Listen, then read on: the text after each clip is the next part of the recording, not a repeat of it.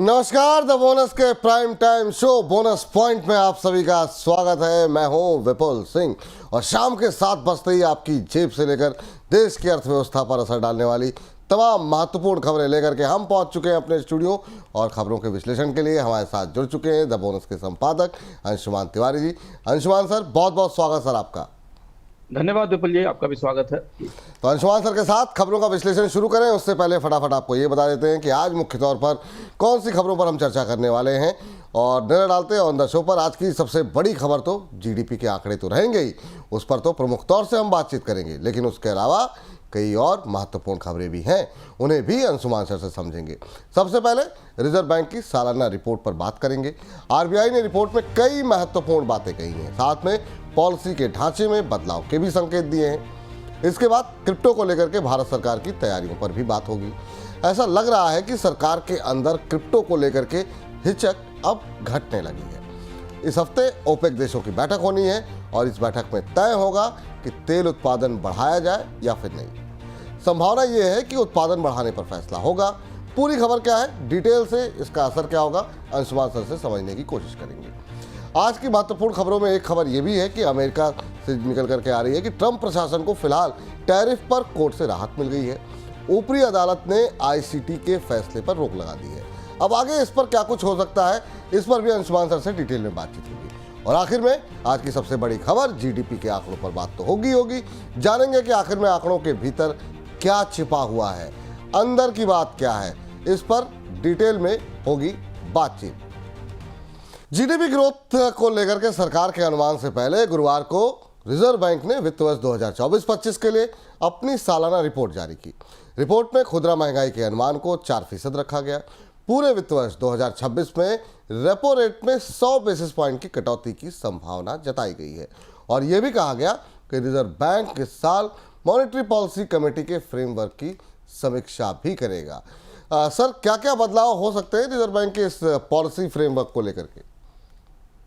विपुल जी, RBI की annual report साल का एक महत्वपूर्ण दस्तावेज होती है। हालांकि इसमें कई सारी बातें पुरानी होती हैं जो पूरे साल आप जैसे हमारे जैसे लोग रिपोर्ट करते रहते हैं, जानते रहते हैं। पर एक सबसे महत्वपूर्ण बात जो इस रिपोर्ट से निकल के आई, जिसपे जो हमारे लिए जानना जरूरी है, वो है कि आरबीआई अपने मौद्रिक पॉलिसी फ्रेमवर्क को बदलने की तैयारी कर रहा है, उसका रिव्यू करने की तैयारी कर रहा है। 2016 का ये फ्रेमवर्क है या जो नियम है जिन्हें अभी तक माना जा रहा है, और अब ऐसा लग रहा है कि अगले 5-6 महीनों में इसे बदलाव किया जाएगा इसमें, और अगले साल के लिए 5 साल या 10 साल के लिए नया फ्रेमवर्क बनाया जाएगा, जिसे समझना जरूरी है। और जो आज जीडीपी के आंकड़े की रोशनी में और भारतीय अर्थव्यवस्था में हो रहे बदलावों की रोशनी में महत्वपूर्ण है।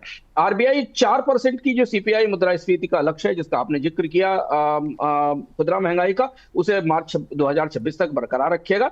लेकिन इस बीच में पिछले 4-5 साल में विपुल जी, आरबीआई के भीतर से भी कई ऐसे विशेषज्ञों के पेपर आए हैं। आर्थिक सर्वेक्षण ने भी बार बार ये कहा है कि रिजर्व बैंक को खाद्य महंगाई और ईंधन को छोड़कर कोर मुद्रास्फीति पर ध्यान केंद्रित करना चाहिए, क्योंकि कोर सीपीआई या कोर इन्फ्लेशन ही वास्तविक इन्फ्लेशन है जिस महंगाई को टारगेट किया जाना चाहिए। खाद्य महंगाई में तमाम फैक्टर्स सीजनल होते हैं। जो मौद्रिक नीतियां हैं उनसे उसका असर नहीं पड़ता। आरबीआई इसकी समीक्षा कर रहा है, लेकिन अभी फिलहाल वो इस वित्त वर्ष के लिए 2000 सीपीआई के लक्ष्य पर कायम है। लेकिन अगर कोर मुद्रास्फीति को 2026 में शामिल किया जाता है, कोर मुद्रास्फीति में खाद्य और ईंधन की महंगाई शामिल नहीं होती, तो रिजर्व बैंक के फैसले लेने की प्रक्रिया, बेंचमार्किंग और बहुत सारे महत्वपूर्ण फैसले बदल सकते हैं। तो ये एक बदलाव है जो आने वाले समय में दिखेगा। दूसरा ये कि आरबीआई ने कहा है कि FY26 में 75 से 100 बेसिस पॉइंट की कटौती करेगा। रेपो रेट मार्च 2026 तक 5 से 5.25% हो सकता है। यहां आरबीआई अपने इस पूरे मॉनेटरी पॉलिसी फ्रेमवर्क में समझने की कोशिश करेगा कि आखिर ये रेट में कटौती कितनी तेजी से पास ऑन की जा सकती, इसके इंस्ट्रूमेंट्स क्या है, इस पर आरबीआई की एनुअल रिपोर्ट में काफी चर्चा दिखाई देती है कि कैसे बैंकों को इस बात के लिए प्रेरित किया जा सके कि जब रेपो रेट कट होता है तो वो ब्याज दरें सस्ती करें। और तीसरा महत्वपूर्ण ये कि जो लिक्विडिटी फ्रेमवर्क है, जिसमें कई सारे उपकरण बीते वर्षों में आरबीआई ने यूज किए हैं, जैसे बॉन्ड खरीद है, फॉरेक्स स्वैप है, वेरिएबल रेपो रेट्स हैं, इनकी भी समीक्षा की जाएगी। तो एनुअल रिपोर्ट में जो भविष्य का रुख है वो ये है, और इस पर हमारी निगाहें रहेंगी कि रिजर्व बैंक कैसे मौद्रिक पॉलिसी के लक्ष्यों को और फ्रेमवर्क को बदलता है। जी, इस बीच अमेरिका में ट्रंप प्रशासन की तरफ से क्रिप्टो को बढ़ावा दिए जाने और सुप्रीम कोर्ट की तरफ से क्रिप्टो के रेगुलेशन पर सरकार पर दबाव बनाए जाने के बाद देश में भी क्रिप्टो करेंसी को लेकर के पॉलिसी की तैयारियां हो रही हैं। एक रिपोर्ट में कहा गया है कि जून के दौरान सरकार की तरफ से क्रिप्टो को लेकर के डिस्कशन पेपर जारी हो सकता है, जिसमें सभी भागीदारों की राय मांगी जा सकती है। डिस्कशन पेपर के लिए क्रिप्टो पर IMF तथा फाइनेंशियल स्टेबिलिटी बोर्ड के पेपर को आधार बनाया जा सकता है। सर, क्या मान के चलें, क्रिप्टो क्या अब भारत सरकार को भी जरूरी लगने लगा? विपुल जी, संयोग की बात है कि पिछले सप्ताह ही हमने अर्थम में विस्तार से इस पर चर्चा की थी और हमने ये बताया था, जो दर्शकों ने अर्थम देखा होगा, कि दुनिया के देशों के लिए अब क्रिप्टो करेंसी को अपनाना और इसे स्वीकार करना जरूरी होगा। भारत इसमें सबसे ज्यादा रिजर्व्ड और सबसे पीछे रहने वाला देश है। अभी तक पाकिस्तान तक ने अपना क्रिप्टो करेंसी रेगुलेशन आर्किटेक्चर जारी कर दिया है, जिसके बारे में हमने विस्तार से बोनस पॉइंट में बताया था। क्रिप्टो अब केंद्रीय भूमिका में आ रहा है। दुनिया के बैंकों को अपने रिजर्व बनाने के लिए सोने के अलावा किसी और एक करेंसी की या एसेट की जरूरत है, जिसमें क्रिप्टो आएगा। अब उसके तत्काल बाद देखिए, पिछले 10-12 दिन के ऐसे घटनाक्रम हुए हैं, जिन घटनाक्रम के बाद अब भारत में भी ये चर्चा शुरू हुई है कि भारत में एक चर्चा पत्र लाया जाएगा। 3-4 चीजें महत्वपूर्ण देखने वाली होंगी क्रिप्टो के एंथुसियास्ट के लिए, क्योंकि क्रिप्टो की वो दुनिया जो कोविड के दौरान थी और जो अब की दुनिया, इसमें काफी बड़ा बदलाव हुआ है। 3-4 बड़े बदलाव ये हुए हैं कि कई देशों ने अपने यहाँ कानून बना दिए हैं। स्टेबल कॉइन्स को बढ़ावा दिया जा रहा है, जो किसी एसेट से जुड़े हुए होते हैं। बैंकों को भी स्टेबल कॉइन्स जारी करने की इजाजत दी जा रही है। दूसरा बड़ा बदलाव है कि सेंट्रल बैंक डिजिटल करेंसी को लेकर दुनिया के देश इतने उत्साहित नहीं है।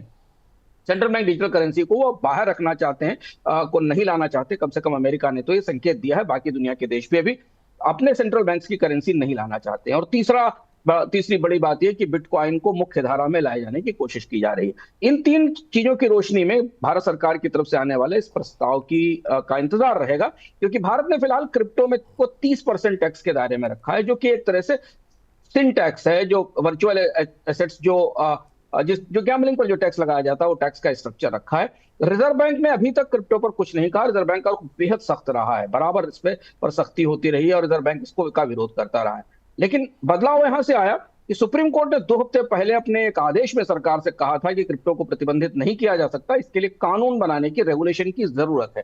तो इसलिए भारत में अब क्रिप्टो को लेकर कानून बनाने और रेगुलेशन की तैयारियां शुरू हो गई और ये बड़ा बदलाव होगा। इस चर्चा पत्र का, सरकार की तरफ से इस मसौदे का इंतजार है जी। इसमें सरकारी जीवन बीमा कंपनी LIC ने अदानी पोर्ट के 5,000 करोड़ रुपए के बॉन्ड को पूरी तरीके से खरीद लिया है। अदानी पोर्ट की तरफ से 15 साल का बॉन्ड जारी किया गया था। हालांकि ये एक प्राइवेट बॉन्ड था, ना कि पब्लिक, और इसके लिए सिर्फ LIC ही खरीदार था। रिपोर्ट के मुताबिक करीब 7.25% के कूपन रेट पर LIC ने ये बॉन्ड खरीदा है। सर, अदानी को लेकर के बाजार के अंदर अब हिचक खत्म होती हुई दिखाई दे रही क्या? हाँ, हिचक तो खैर खत्म हो रही है, पर यह दिलचस्प डील है अडानी का। एक तो रूपी बॉन्ड लंबे समय के बाद आया, जिस हिचक का आप जिक्र कर रहे हैं। जब से हिंडनबर्ग की रिपोर्ट आई थी, उसके बाद भारतीय बाजार में अडानी से बैंकर्स ने भी दूरी बनाई थी, निवेशकों ने भी दूरी बनाई थी, स्टॉक्स में निवेश हो रहा था। पर पहली बार अडानी समूह ने 5,000 करोड़ की रूपी बारोइंग की, बॉन्ड की बारोइंग की। नहीं तो अभी से पिछले साल तक अडानी समूह अपने पुराने कर्ज को चुकाने की कोशिश कर रहा था। विपुल जी, वो दौर याद करिए हिंडनबर्ग की रिपोर्ट के इससे पहले अडानी की बारोइंग का कार्यक्रम था, जहां से सारी समस्या शुरू हुई, पर अडानी ने बहुत सारे कर्ज को वापस किया है। ये दिलचस्प डील थी। 15 साल का बॉन्ड है। 15 साल के बॉन्ड में आमतौर पर बैंकरों की और बाकी लोगों की, बाकी जो निवेशक होते हैं, उनकी बहुत दिलचस्पी नहीं होती, क्योंकि लॉन्ग टर्म बॉन्ड है। और इसलिए LIC ने इसको एक मुश्त 5,000 करोड़ के बॉन्ड को सब्सक्राइब किया है। और LIC ही केवल ऐसी संस्था है जो लंबे समय के लिए 15 साल के बॉन्ड में निवेश कर सकती है। कूपन रेट भी आकर्षक है, 7.75% का कूपन रेट है LIC के लिए। LIC के पास इस समय कैश भी अच्छा है। अभी हमने LIC के रिजल्ट्स भी देखे हैं। तो अडानी समूह को इससे कॉन्फिडेंस मिला है भारतीय बाजार में, कम से कम कर्ज को लेकर, क्योंकि जहां से समस्या शुरू हुई थी कर्ज की, वो भारतीय बाजार ही था। भारतीय बाजार में उगाही को लेकर। दूसरी चीज है कि अडानी समूह के पास कैश फ्लो भी अच्छा है, क्योंकि इस तरह के भी संकेत मिल रहे हैं कि अपने कुछ डॉलर बॉन्ड्स का प्री पेमेंट करने के लिए भी अडानी समूह तैयार हो रहा है। शायद अगले कुछ दिनों में इसकी घोषणाएं होंगी जी। इस बीच जो है आज के बाजार में हमने देखा कि पूरे ओवरऑल बाजार पे भी दबाव था, अदानी के समूह पे भी दबाव देखने को मिला। अदानी पोर्ट आधे % बढ़ के काम बंद हुआ।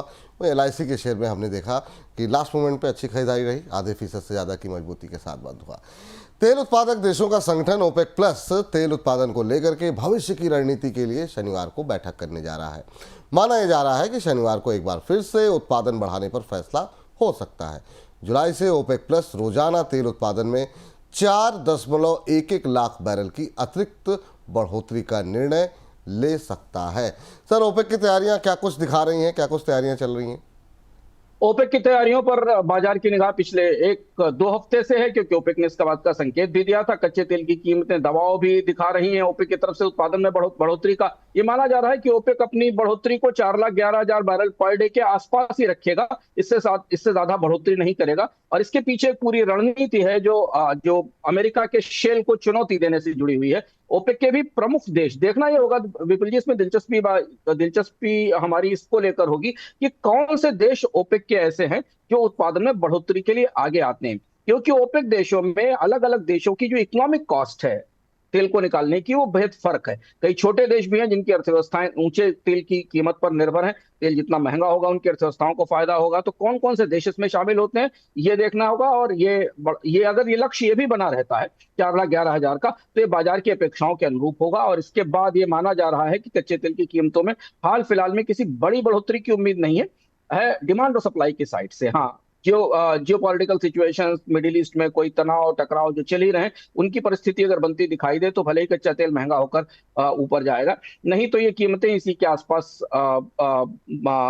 $65-64 पर बैरल के आसपास रहेंगी। स्टैंड चार्ट का भी आकलन आया है, और स्टैंड चार्ट ने हमने भी आकलन में कहा है कि क्रूड की इन्वेंट्रीज अच्छी हैं, और ऐसी स्थिति में तेल की कीमतों में कोई बड़ी बढ़ोतरी की संभावना नहीं है। एक और आंकड़ा महत्वपूर्ण है तेल की कीमतों के लिए, अमेरिका से रिग्स का अकाउंट का आंकड़ा आया है। क्योंकि कच्चे तेल की कीमत, जो WTI अमेरिका का कच्चा तेल, उसकी कीमत $62 से नीचे $60-61 के आसपास है। इसलिए मांग कम होने के कारण रिग्स में निवेश भी घटा है। तो रिग काउंट भी अमेरिका में 8 महीने की न्यूनतम स्तर पर है। जी। इस बीच अमेरिकी राष्ट्रपति डोनाल्ड ट्रंप ने दुनिया भर के देशों पर जो टैरिफ लगा रखे हैं वे फिलहाल के लिए बने रहेंगे। ऊपरी कोर्ट ने इंटरनेशनल ट्रेड कोर्ट के उस आदेश पर फिलहाल के लिए रोक लगा दी जिसमें यह कहा गया था कि अमेरिकी राष्ट्रपति ने दुनिया भर के देशों पर टैरिफ लगा करके अपनी शक्तियों का गलत इस्तेमाल किया। बुधवार को अमेरिका को इंटरनेशनल कोर्ट फॉर ट्रेड यानी ICT ने टैरिफ के खिलाफ फैसला सुनाया था, और ट्रंप प्रशासन ने ICT के फैसले को ऊपरी कोर्ट में चुनौती दी थी। ऊपरी कोर्ट ने ICT के फैसले को रोक दिया है। सर, फेडरल कोर्ट के फैसले, टैरिफ का भविष्य जो है, उस फैसले के बाद आपको टैरिफ का भविष्य किस तरीके से देख रहे हैं आप? कल हम लोगों ने अपनी चर्चा में बोनस पॉइंट पे कहा था कि टैरिफ कानूनी लड़ाई में फंस गए हैं और डोनाल्ड ट्रंप तत्काल इसके खिलाफ अपील करेंगे, और वैसा ही हुआ। US court of appeals for the federal circuit, जो कि एक ऊंचे लेवल की अदालत है, वहां पर व्हाइट हाउस ने और ट्रंप प्रशासन ने अपील की, और इन टैरिफ को अस्थायी रूप से बहाल कर दिया गया। यानी जो ट्रेड कोर्ट का फैसला था उसे रोक दिया गया है।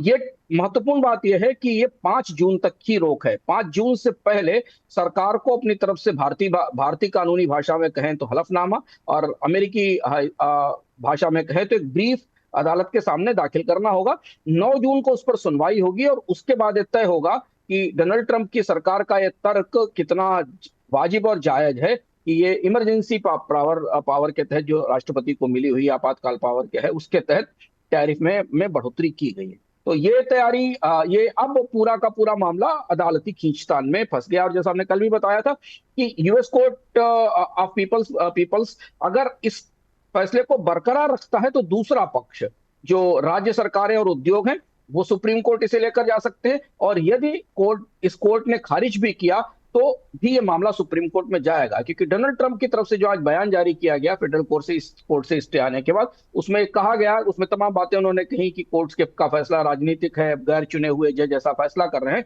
और सुप्रीम कोर्ट को इस फैसले को स्थापित करना चाहिए और सपोर्ट करना चाहिए। जिससे संकेत मिला कि डोनाल्ड ट्रंप की सरकार सुप्रीम कोर्ट तक लड़ने की तैयारी कर रही है। ट्रेड एडवाइजर जो डोनाल्ड ट्रंप के, उन्होंने कहा कि टैरिफ अभी कायम है और बने हुए हैं। तो परिस्थिति कुछ इस तरीके की बन रही है जिसमें अब ये लंबी कानूनी लड़ाई की तरफ जाते दिख रहे हैं। लेकिन सर, बड़ा सवाल यहाँ पर यह बनता है कि अगर आगे की अदालत से राहत नहीं मिली तो अब ट्रंप साहब के पास विकल्प क्या बचते हैं?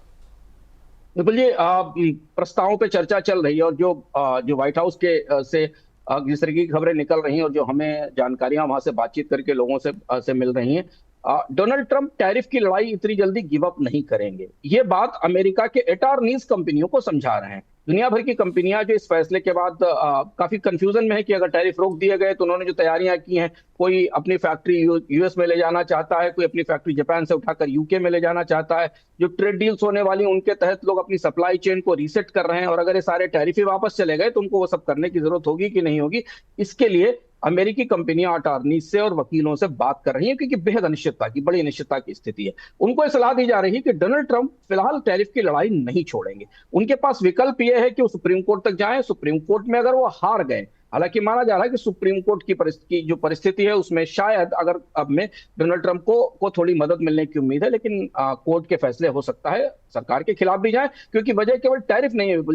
वजह यह है कि अगर ये टैरिफ का फैसला सुप्रीम कोर्ट ने अप्रूव कर दिया तो राष्ट्रपति के जो इमरजेंसी पावर्स हैं उनका दायरा बहुत बड़ा, क्योंकि राष्ट्रपति को जो इमरजेंसी पावर मिले हैं वो दरअसल किसी आतंकवाद के कारण, किसी युद्ध की व्यवस्था के कारण मिले हुए हैं। उनका इस्तेमाल कॉमर्स में, ट्रेड में टैरिफ लगाने के लिए नहीं होना चाहिए, क्योंकि यह अधिकार अमेरिकी संसद का, अमेरिकी कांग्रेस का है।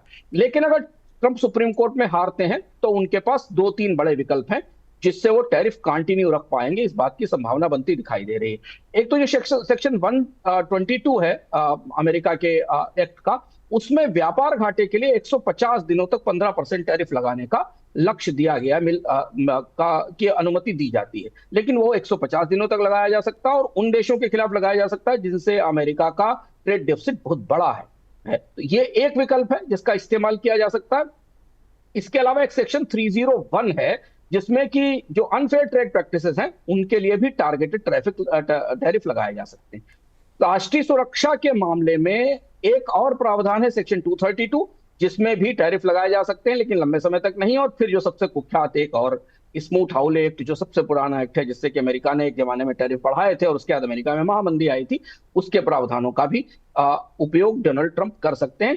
डोनाल्ड ट्रंप ये भी कोशिश करेंगे कि टैरिफ लगाने के अधिकारों के लिए कांग्रेस को, अमेरिकी कांग्रेस को इस बात के लिए प्रभावित किया जाए, कोशिश की जाए कि वो अमेरिका राष्ट्रपति के अधिकारों को मंजूर करे। लेकिन हालांकि ये बड़ा मुश्किल दिखाई देता है और ये लंबी कानूनी लड़ाई आने वाले समय में हमें दिख सकती है। जी, लेकिन सर अभी जो हमने नंबर्स देखे मार्च क्वार्टर के अमेरिका के जीडीपी के, जिस तरीके से वो नंबर्स घटते हुए दिखाई दिए, क्या हम ये मान के चलें कि ये जो नंबर घटे हैं उसके पीछे ट्रंप के टैरिफ ही रहे हैं?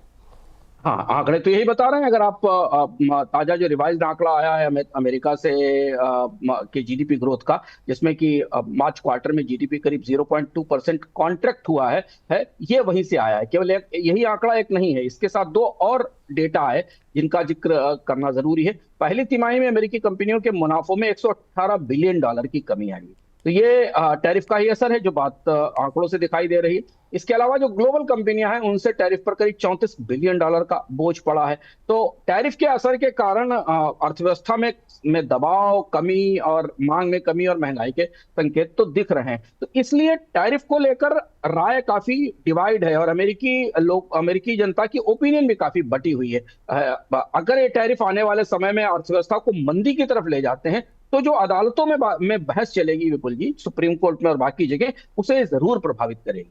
क्योंकि ये फैसले अगर अमेरिकी अर्थव्यवस्था में बेरोजगारी बढ़ाते हैं, जैसे जॉबलेस क्लेम का डेटा आया फरवरी में, जो अभी जो ताजा आंकड़ा आया, फरवरी के बाद सबसे ऊंचे जॉबलेस क्लेम आए हैं अमेरिका में, जो ताजे आंकड़े मिले हैं।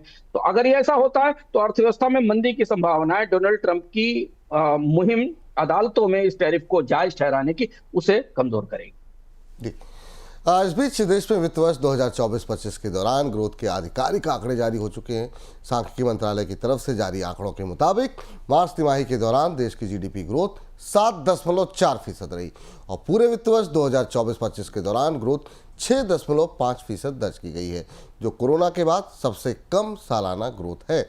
मार्च तिमाही में कृषि सेक्टर की ग्रोथ 5.4% रही, कंस्ट्रक्शन सेक्टर की 10.8% और सर्विस सेक्टर की ग्रोथ 7.3% रही है।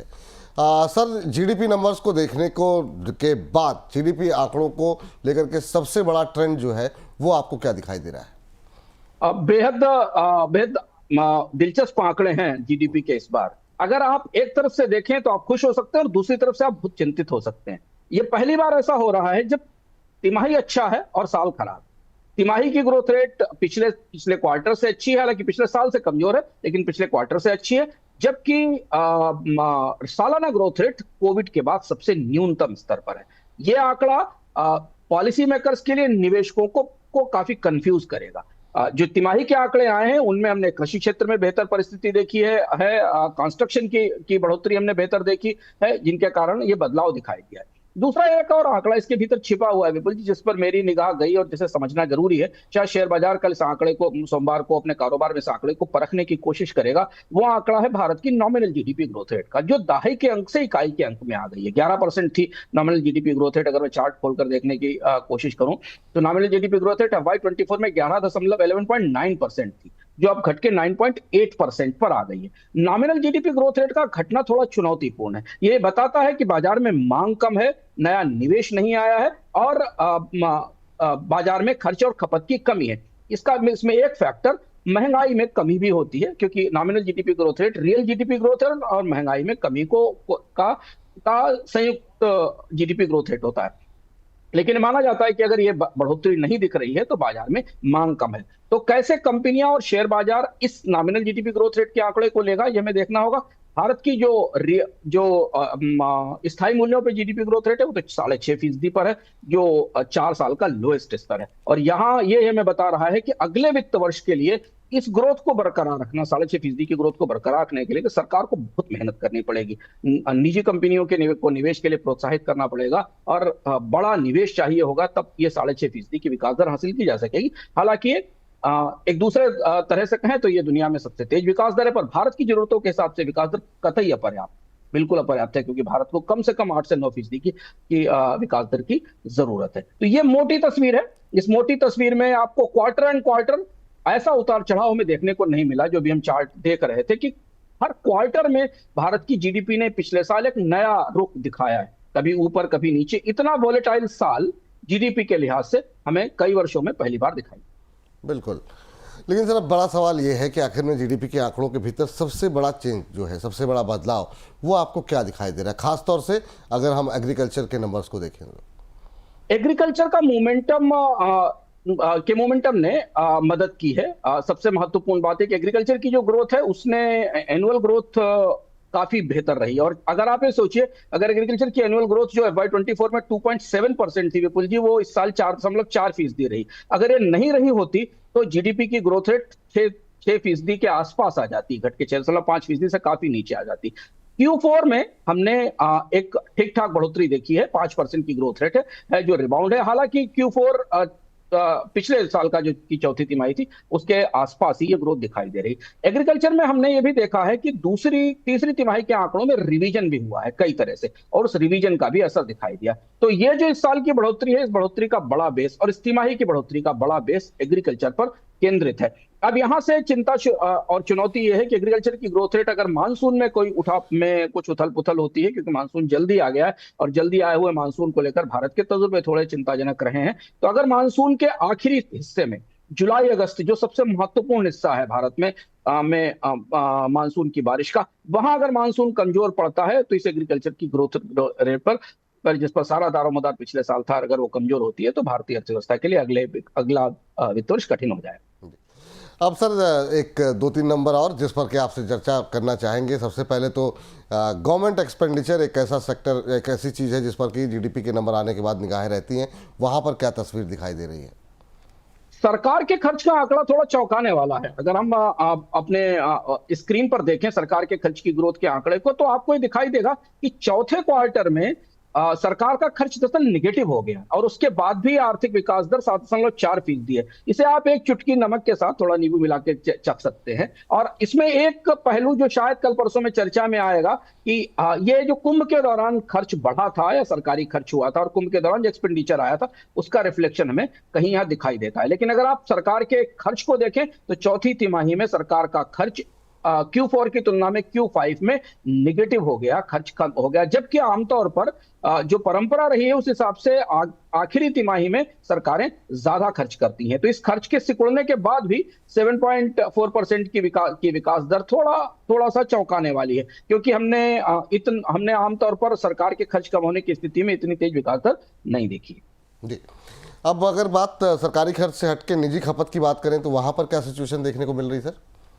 निजी खपत का आंकड़ा अच्छा दिख रहा है। और इस आंकड़े को भी मैं कहूंगा कि थोड़ा एक चुटकी नमक के साथ लें, क्योंकि आप इस तिमाही में निजी खपत अगर 2024 के हिसाब से देखें तो प्राइवेट कंजम्पशन की ग्रोथ रेट 7.2% के आसपास रही है। तो ये रिकवरी है जो दिखाई दे रही है, और इसमें भी ग्रामीण, जो कहा जा रहा था कि ग्रामीण इलाके से मांग में बढ़ोतरी दिखाई दी है, ऐसा हमको दिख रहा है कंजम्पशन के आंकड़े को। और इस आंकड़े को थोड़ा भीतर से खोल के देखें तो चूंकि 5% की ग्रोथ रेट रूरल कृषि क्षेत्र की अर्थव्यवस्था में थी, जो हमने अभी बात की जीडीपी के आंकड़े में, तो उस आंकड़े को ये रूरल सेक्टर से डिमांड में बढ़ोतरी सपोर्ट करती है, बताती है। एमएसपी की हाइक से रूरल क्षेत्र में मांग बेहतर होने का संकेत मिलता है। लेकिन दूसरा हिस्सा जो अर्बन ग्रोथ का है वो चुनौतीपूर्ण हमें दिख रहा है।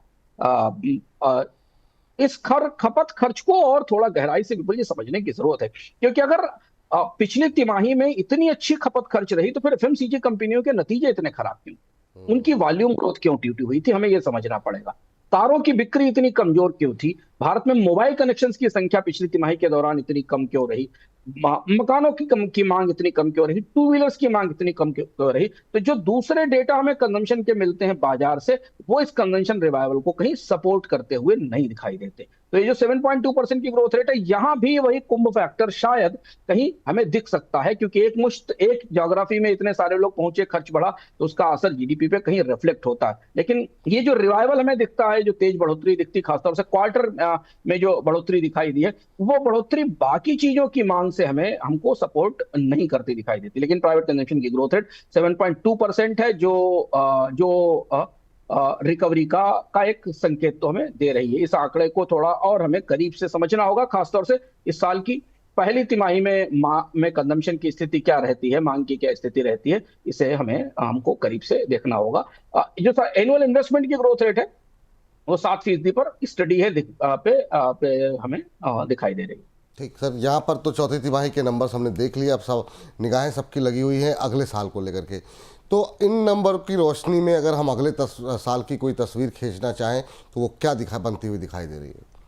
देखिए बोलिए, तिमाही तिमाही के आधार पर चीजें बदलती रहती हैं, और ये तो बेहद उतार चढ़ाव वाला साल था तिमाही की दृष्टि से। लेकिन अगर हम यहाँ से जो अगले साल में, चूंकि अगला साल तो शुरू हो चुका, अगले साल की एक तिमाही की कुछ हिस्से को हम पार कर चुके, तो इस आंकड़े को हम लेकर जाएं यहाँ से, तो एक तो रिजर्व बैंक की ने जो ग्रोथ की फोरकास्ट की थी उसके आसपास है, 6.5% के आसपास है। शुरुआती तौर पर 6.6% की भी उम्मीद की जा रही थी। ये भारत में 4 साल की न्यूनतम विकास दर है, और यहां से अब आगे इस विकास दर को सस्टेन करना और इसे 7%, 8% पर ले जाने के लिए बहुआयामी कोशिश करनी पड़ेगी, और उसके लिए माहौल थोड़ा चुनौतीपूर्ण है। सबसे बड़ी चीज तो ट्रेड वार्स की स्थिति है भारत पर उसका असर पड़ने वाला है, क्योंकि चौथी तिमाही के नतीजों में जो हमें बेहतरी दिख रही है, चौथी तिमाही में जो हमें रिकवरी दिख रही है, उसमें एक फैक्टर ट्रेड वार भी है। जिसे दुनिया की हर अर्थव्यवस्था में ट्रंप के आने की संभावना के साथ इन्वेंट्रीज बनाई गई थी, वैसे भारत में भी बनाई गई। हर देश में तीसरी तिमाही के जो चौथी तिमाही के आंकड़े आए, या कैलेंडर ईयर के हिसाब से पहले तिमाही के आंकड़े आए, उनमें हमें ये दिखाई दिया था। लेकिन अब ट्रेड वार का असर भारतीय अर्थव्यवस्था पर दिखाई देगा, एक चीज है। दूसरा, मानसून पर डिपेंडेंसी काफी ज्यादा है। मानसून हालांकि सामान्य है, सामान्य से अच्छा है और जल्दी आ गया है, लेकिन अगर मानसून ज्यादा मजबूत हुआ और फ्लड की स्थिति आई तो उसका असर हमें दिखाई देगा।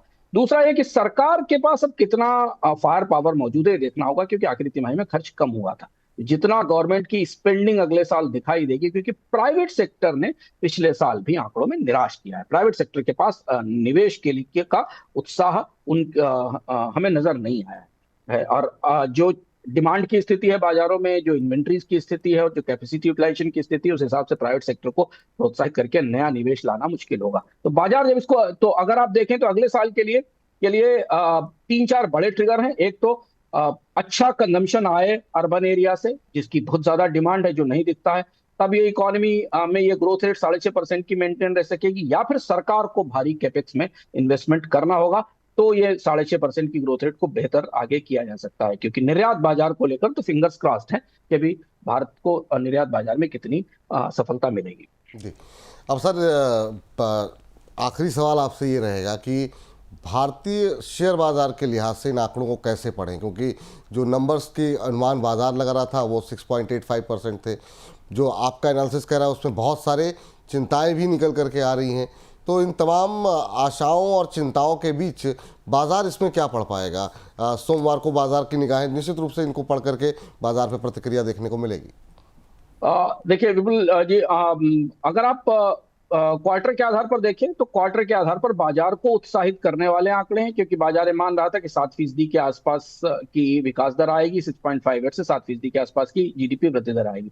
पर ये क्वार्टर बीता हुआ क्वार्टर है, पिछला क्वार्टर है, जिसके कंपनियों के नतीजे बाजार खा पचा चुका है। जो बचे हुए आखिरी नतीजों की पूंछ बची है वो निकल रही है।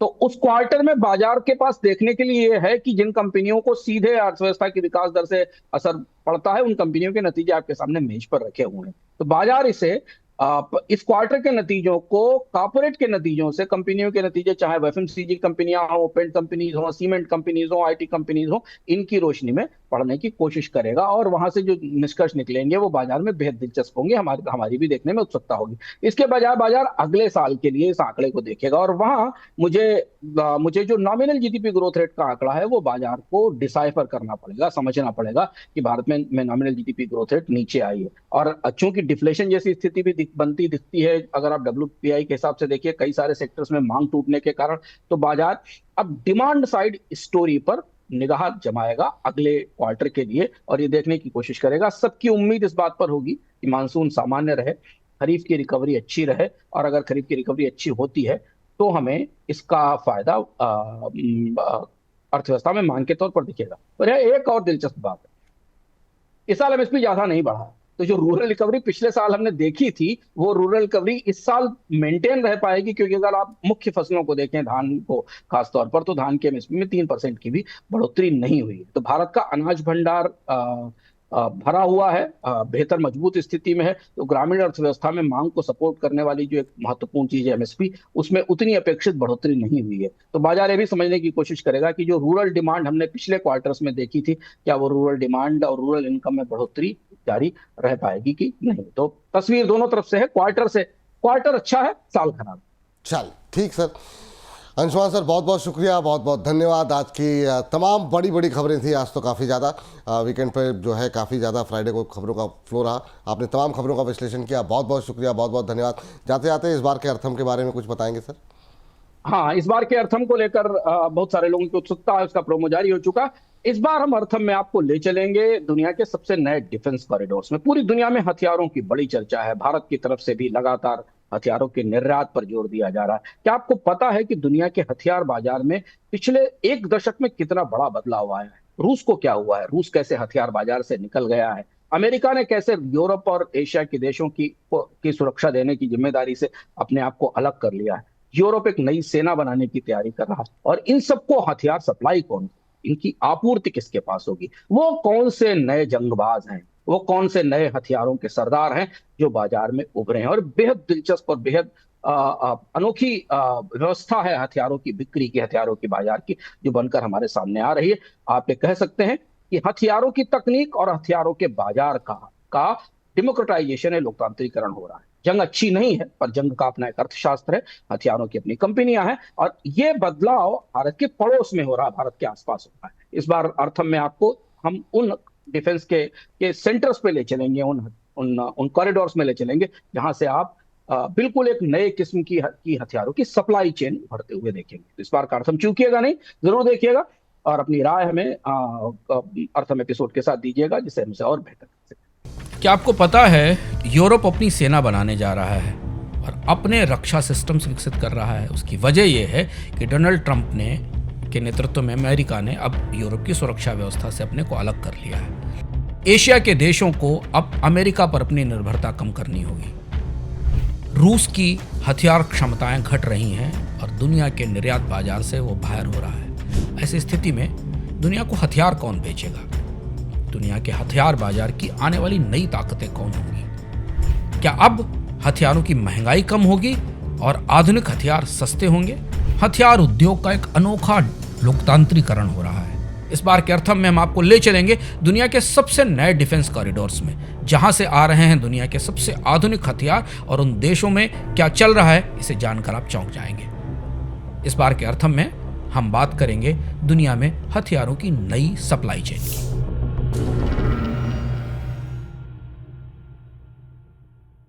तो तो इस बार का अर्थम आप देखना मत चूकिएगा। जो हमारे प्राइम मेंबर्स हैं उनके लिए तो ये कार्यक्रम अवेलेबल हो चुका है, लेकिन जिन्होंने प्राइम मेंबरशिप अभी तक नहीं ली है वो रविवार को ये कार्यक्रम देख पाएंगे। और अगर आप भी अर्ली एक्सेस चाहते हैं, समय से पहले देखना चाहते हैं अर्थम को, तो हमारी प्राइम मेंबरशिप लीजिए और हमारे बोनस परिवार का हिस्सा बन जाइए। अंशुमान सर, बहुत बहुत शुक्रिया, बहुत बहुत धन्यवाद आपका आज की इस चर्चा में शामिल होने के लिए। तो कार्यक्रम को अब हम समाप्त करते हैं, लेकिन वीकेंड पे बहुत अच्छे अच्छे प्रोग्राम जैसे अर्थम का जिक्र भी किया गया, इसके अलावा बाजार पे क्या रणनीति होनी चाहिए और जून सीरीज से क्या उम्मीदें हैं, इसको लेकर के हमने जो है बाजार विशेषज्ञ संजय सिन्हा जी से एक्सक्लूसिव बातचीत की हुई है।